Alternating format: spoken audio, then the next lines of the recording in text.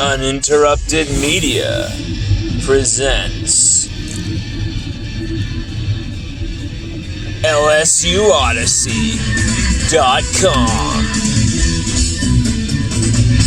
The Oddcast,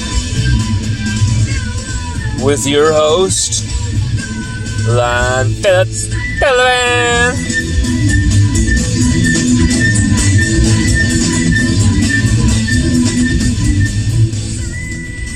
Woo! What up, baby? It's your host, Lon Phillips Sullivan. And yeah, that's right. We're playing rock and roll, and I'm going to talk about rock and roll on a sports show. Yeah, that's Dave Navarro rocking the guitar. What guitar god. Yeah, we're going to give you something weird. We're not going to just give you something cookie cutter and it's sports. This is what the sports guy said about the sports thing and the ball. And the ball did this and the ball did that. And then the sports thingy-me-jig. No. Nope. We're not doing that. We're going to get real here. We're going to get crazy. We're going to get wild. We're going to get weird. We're going to be as realistic of what's going on as possible. But we also understand you love football as much as we do too. And so that's why you come to this station to get the news. And that's what we like to provide to you is news. And the news that we got today from LSU was weird. Okay? I mean, it's not unexpected after you saw the falling bodies on the field against UCLA, but it just felt like this is going to happen. This is something I called on this channel a bunch. LSU will have one, at least, big catastrophic injury in week 1 against UCLA. It always happens. Regardless of the score, we could have been up by 50 points. I felt like even if we were up by a billion points, it doesn't matter. We were going to have somebody go down with an injury. That's always what happens in the first week of the season. Not only just injuries, but like a severe injury. Well, if you're an LSU fan, there's some really troubling news in the outs for the McNeese State game. I mean, obviously, if you want 2 consecutive back-to-back games where you're going to have these type of players injured, McNeese State and Central Michigan would be great. But with the lack of chemistry on both lines, as we now find out, we thought the offensive line was the only one with this problem, but also the defensive line has this problem, at least when it comes to stuffing the run. This is actually a bad scenario because these are the gimme games where we want these guys to build confidence with 2-sack games and a pick 6 type of game and 3 touchdowns on the receiving end and some guy putting up 150 yards, hopefully from running back, things like that. I don't know if we're going to see that. We might see some of our best players, rack up the numbers, of course, but I was hoping these 2 games back-to-back would be showing, the Phillip Webbs, Nevontek Strongs of the world, Sony Fanuas of the LSU roster, fringe guys like that, coming in there, Ray Darius Jones, and getting some plays and making some plays, more importantly. But then also the formation and the establishment of that hot nucleus that is right there for LSU if we want it, if we want to actually make it possible.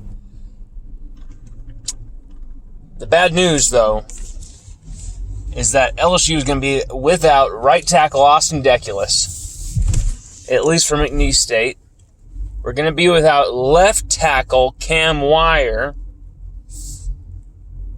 We're going to be without defensive end Sony Fanua, who was the backup to defensive end Ali Gay, who is also out. So you got 4 trenchmen, boom, out immediately. Okay? 4 trenchmen, out immediately. 3 of those 4 were on the 2019 national championship team. 3 extremely experienced guys, a 4th who has a season and a half full of experience, a season and a game full of experience, and they're just gone. Some of your best trench players are just gone. Okay? And then Jontre Kirkland will be gone again. Shockingly. That's 2 games where he has no injury and he's gone. Bizarre. Bizarre as hell. Just crazily bizarre. Okay. And then now with Jontre Kirkland also gone, you've got John Emery, whose academics are still up in the air, and Coach O doesn't know whether he'll have his second running back there or not. By at least probably up until Friday, he won't know.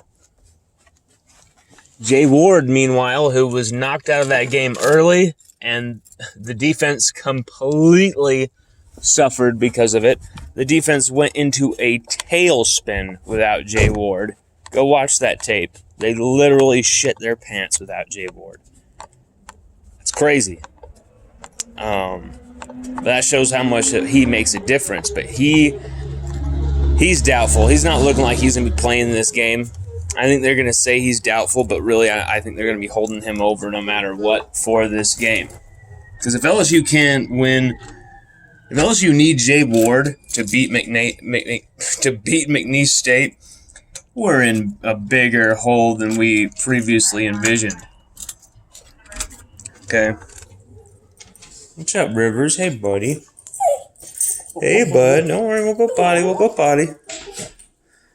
Yeah, I'm just getting home. He wants me to go out. Just one second, buddy. Let me put my stuff down. So you got these guys out. You've got these trenchmen out.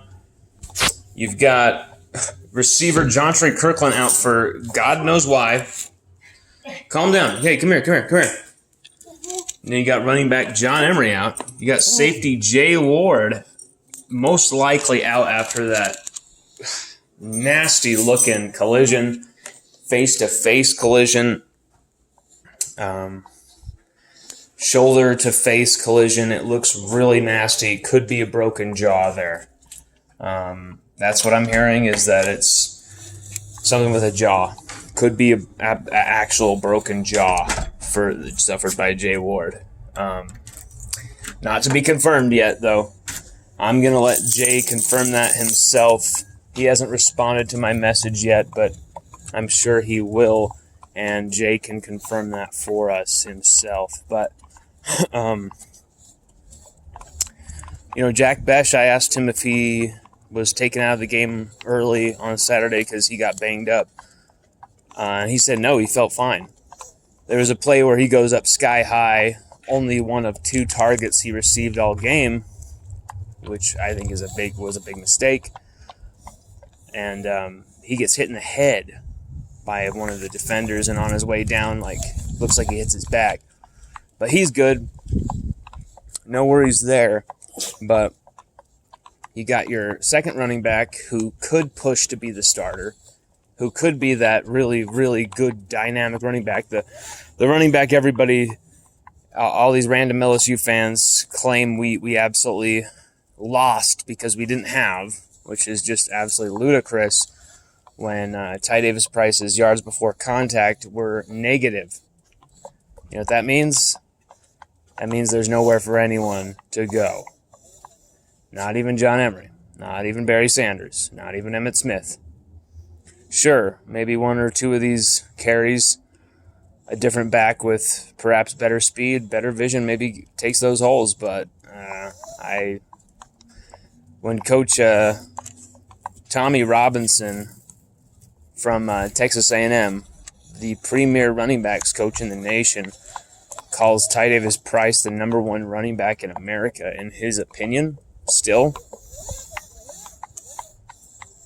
He said that just a few days ago. It's pretty incredible. Pretty incredible opinion there. I'll side with him. But you got Emery out as well. You got John Trey Kirkland, who could be a great asset at the receiving corps. He's a senior. He needs to play. He would be driven to play. I mean, sucks not seeing him. He'd be a great story. He's a fast dude. Has a lot of yards after catch potential there. I mean, we saw it with his 200-yard spring game. But now it seems like marijuana or some type of other ridiculous suspension is at play. I'm so sick of these stupid city sounds. They're driving me freaking crazy. Shut up. Shut up. Shut up. But yeah, so you got Ridiculous, Cam Wire, Ollie Gay, Sony Fanua, John Emery Jr., Jay Ward, John Trey Kirkland. Who else am I forgetting? I mean, my God, what a list. Take all those guys and put them in the most likely not to appear versus McNeese State. That, is LSU's offensive line in a bad position, not for Mississippi State, but for McNeese State? You know, LSU fans actually honestly think that after we get through these two games, we'll get back into the thick of it against Mississippi State and blah, blah, blah, blah, blah. No. Hell no. Hell no. No. We have to beat McNeese State first and foremost. That's Coach Ed Orgeron's son on the other sideline. That's Frank Wilson on the other sideline. I know they're McNeese State, but LSU are vulnerable right now, and I mean vulnerable.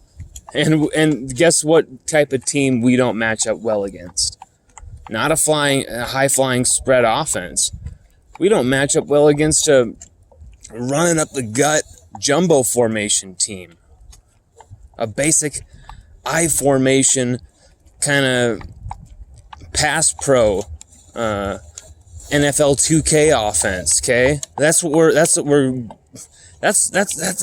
should be a defense's bread and butter. And then as far as they extend to covering the complexities is how talented and elite they are, right? But no, LSU are in reverse. They specialize and are great in these little elite coverages and things like that.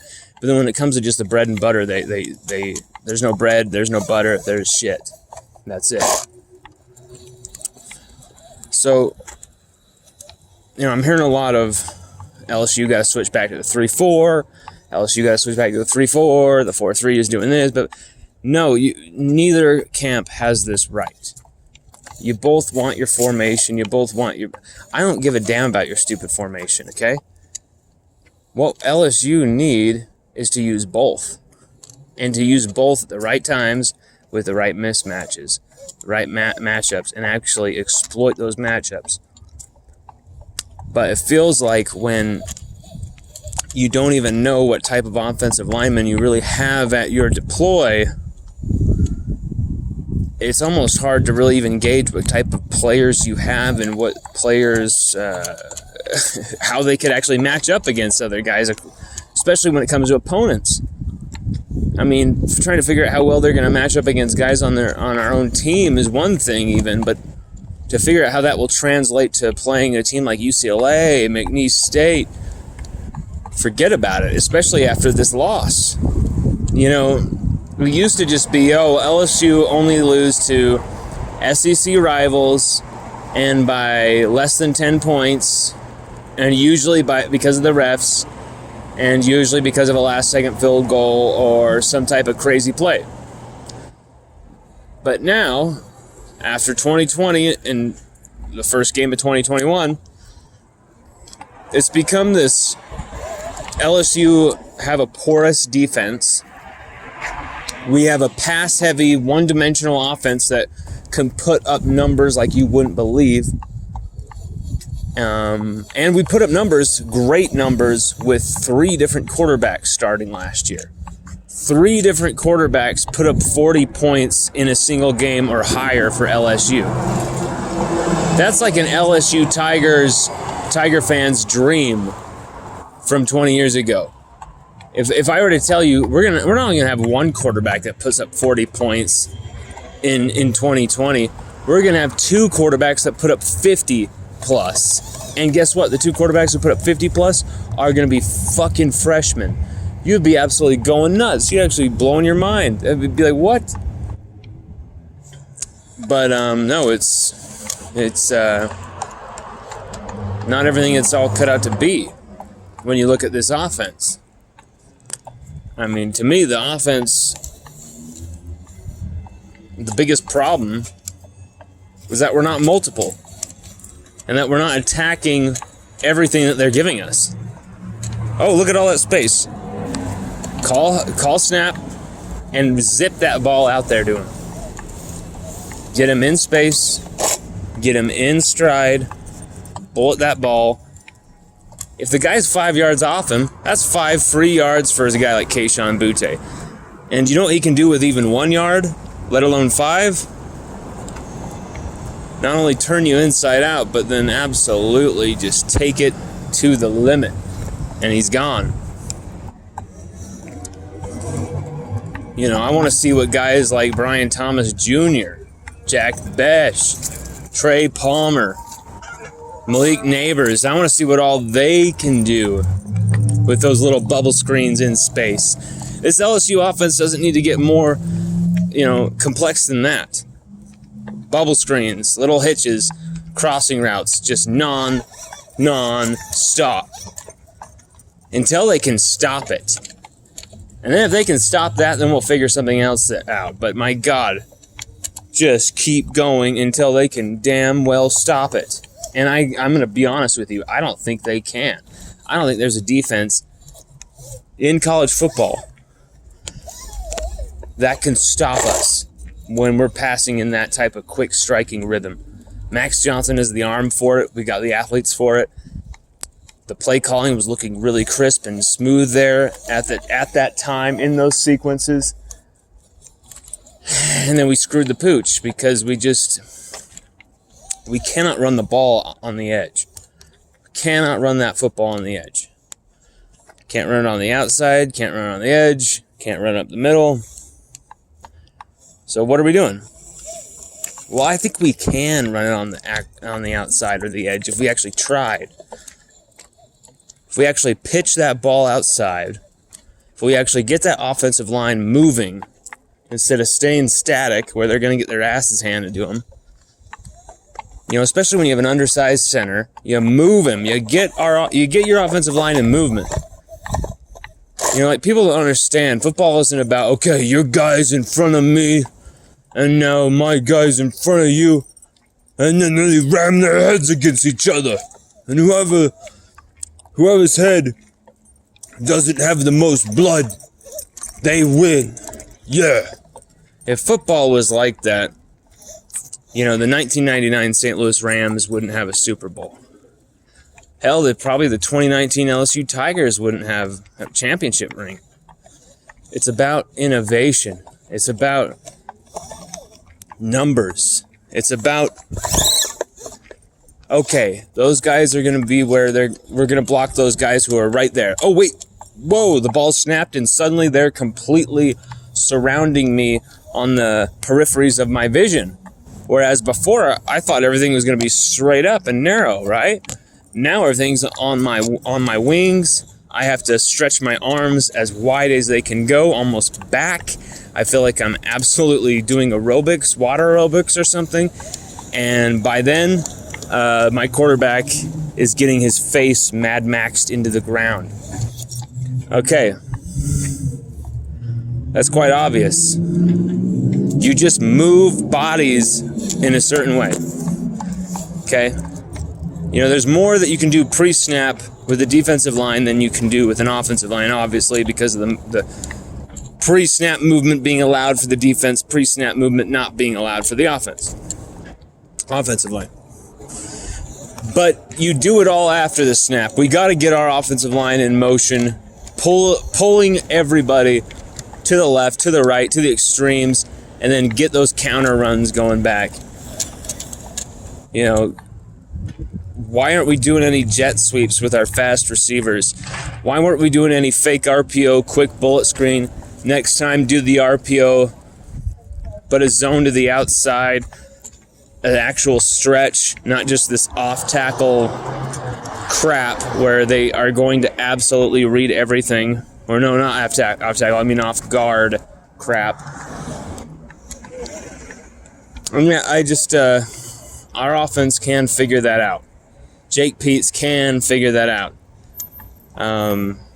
It's up to him to figure it out. He has to. With these weapons, with this roster, there's absolutely no excuse for him not to figure this shit out. No excuse. As far as the defensive side of the ball, Rivers, come on. As far as the defensive side of the ball, you know, they keep going 3-4, 4-3, 4-3, 4, 4-3, 4-3, 3. You know, I'm sick of it. We need to be running both and looking for those matchups, just like I said a bit ago. Just that's simply it. That's simply it. Jordan Tolles cannot cover a guy of Greg Dulcich's size. Okay, you just found that out. Like 100% guaranteed, just found that out. So if I see it again, I gotta question whether you're doing your actual job. Because that should never have happened. He should have never been covering a guy like that. In fact, I don't think he was schematically, because you can see on the film he's trying to wake Baskerville up. He's trying to tell Micah, hey man, yo, you got to cover this guy on the inside. You know, there's something else I want to talk about as well. I feel like Coach Ed Orgeron, he had to have talked to somebody this weekend after the game on Saturday night or Sunday, because he had a completely different mindset towards the media this morning. We released an article this morning absolutely blasting Coach O's arrogant behavior and saying it has to stop. Saying, you know, some of the mixed signals you're sending people, some of the bravado, some of the tough guy antics, we're not down with it. They don't represent LSU. And the article is being very well received. I'm not sure by how many people, you know, actual LSU fans, but there's a lot of people across the country who I'm getting, some from outside the country, who I'm getting a lot of fan feedback from, are saying they love it and saying it was needed to be said, and so that feels good. But at the same time, Coach Ed Orgeron came out today, and I think he had the right mindset. He had the right mentality. There's an actual humility about him. He didn't act like a damn rock star who was too cool to talk to anybody and too cool to hear anybody's questions. Now, let's be honest here. These are the same media members who are allowed to do these phone calls and these Zoom press conferences and all that. They're the people that Coach O wants to be asking him questions. You know, you got all of his favorites there. So you're not really going to be getting too many hardball questions at these press conferences. Still, all in all, he did a better job than he has this entire offseason. He did have a humility about him. He did seem to be...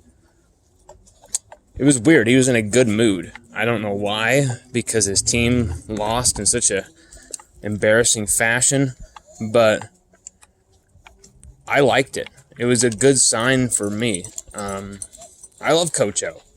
Writing that article hurt to write, and I hope it hurts LSU fans to read. But, you know, nothing easy has ever been true or real, or worth it for that matter. And Coach Orgeron's LSU, it's worth it. We got to figure this out. I don't want to see this guy leave. I don't want to see Coach O having to be sent out of his dream job. I want to see Coach O absolutely run LSU until he retires from coaching. Until the day he dies, if he wants that to be that. I would love for him to coach LSU for life. But in order for that to happen, he's got to stop it with the ego antics. And, excuse you, Riv. And today, Coach O, he stopped it with the ego. And I applaud him for that. I mean, you shouldn't have to applaud your head coach for not showing an ego for once. But it's a step in the right direction. I appreciate it. It would be great for LSU Odyssey to get some love from Coach O's LSU, but I don't expect that to ever happen, and that's fine. Only in a pipe dream, of course. But what I want to see from now on is just Coach O, not airing the dirty laundry of his team to the media, not talking about injuries, not talking about other stuff, just be a coach. Be the face of the franchise. You don't have to give us the dirty secrets. I'm sure we'll find those out ourselves. But a very interesting day for LSU with Coach O being so visible and having some interesting things to say about the program. And we'll be keeping you posted on more, because this was quite the rant.